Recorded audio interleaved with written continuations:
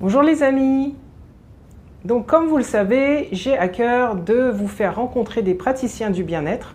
L'idée étant qu'ils vous proposent des outils, des activités pour faire en sorte que vous vous sentiez bien et que ça pétille à l'intérieur. Donc je suis Sandra Pierre-Jose, révélatrice de talents et guérisseuse de l'âme, médium, énergéticienne et numérologue. Et aujourd'hui, j'ai le plaisir de vous présenter un talent qui s'appelle Amandine. Bonjour Amandine. Bonjour Sandra, merci beaucoup pour l'accueil. Avec plaisir. Donc Amandine est célébrante. Célébrante, c'est un métier ça? Je crois qu'elle propose des cérémonies pour les transitions de vie. Et elle va nous en parler tout de suite. À tout de suite. Alors, en quoi consiste mon activité?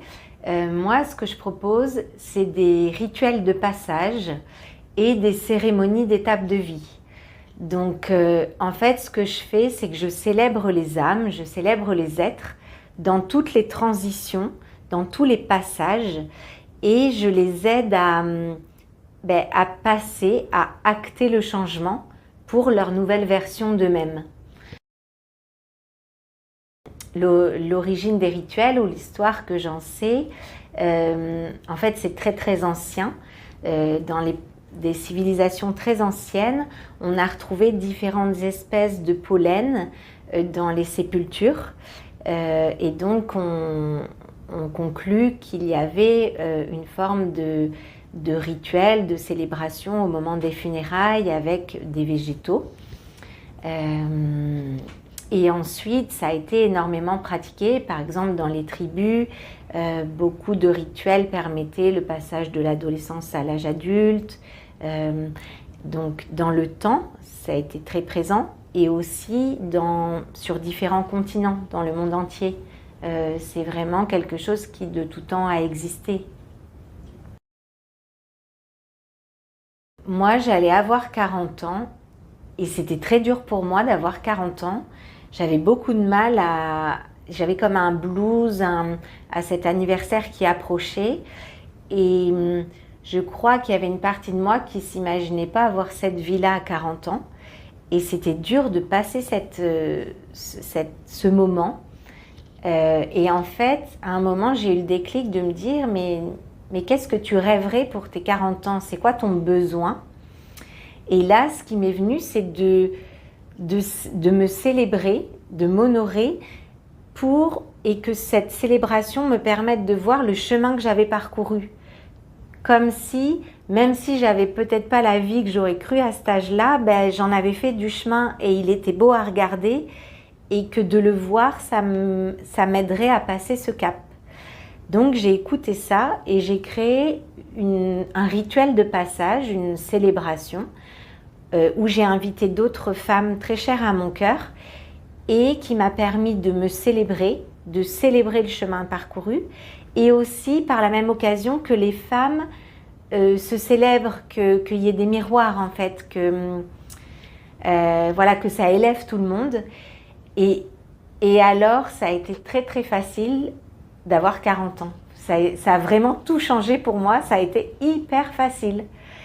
Et c'est vraiment ce que je mesure souvent, que d'acter le changement, ça le rend très facile.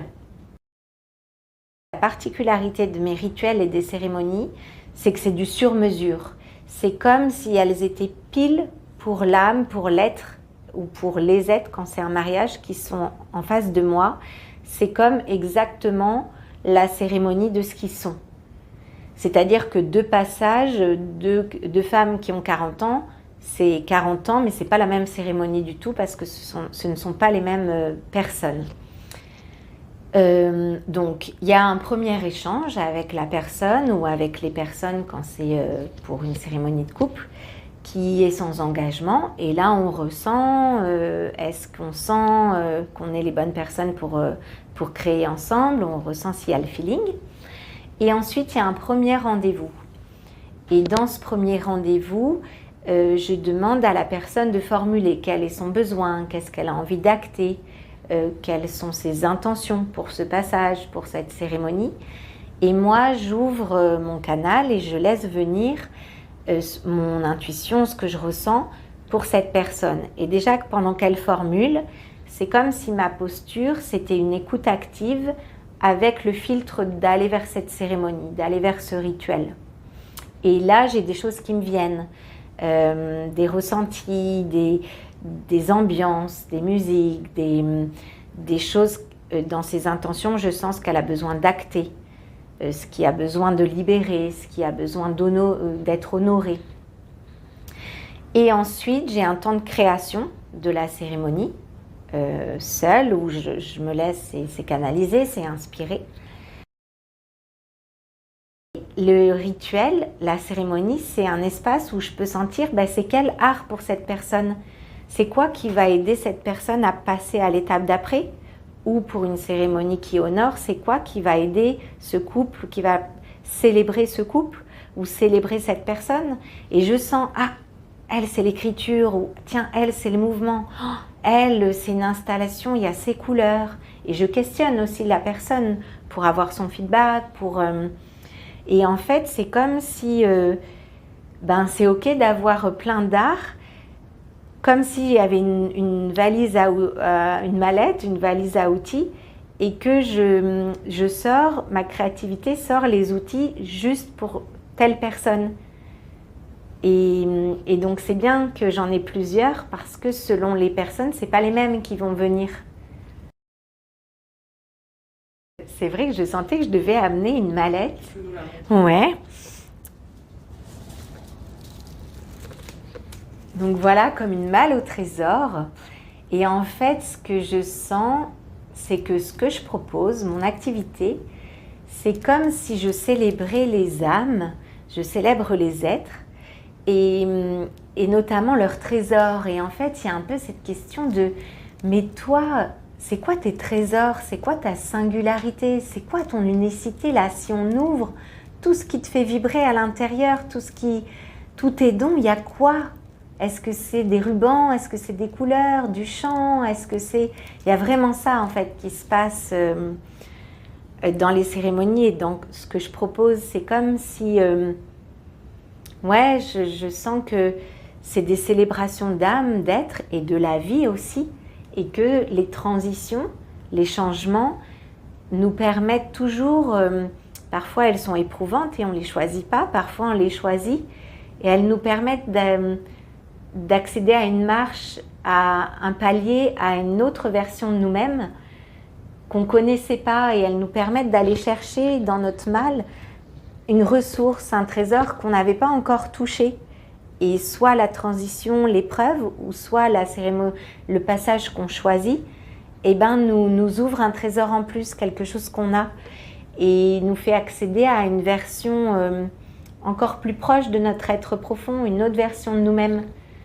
Donc il y a cette dimension-là dans les trésors, et aussi que chacun, on a une beauté, une singularité, des dons, comme si... en fait, moi, ce qui me vient souvent, c'est quand quelqu'un arrive sur Terre, on pourrait lui faire sentir « Waouh, mais bienvenue !»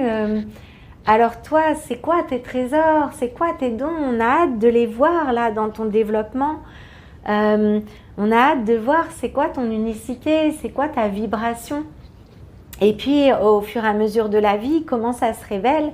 Et puis au moment du décès, merci parce que tout ça, tu l'as apporté au monde et c'était beau quoi. Et ça nous aide aussi les vivants qui restent. On le voit tout ça et on le remercie quoi.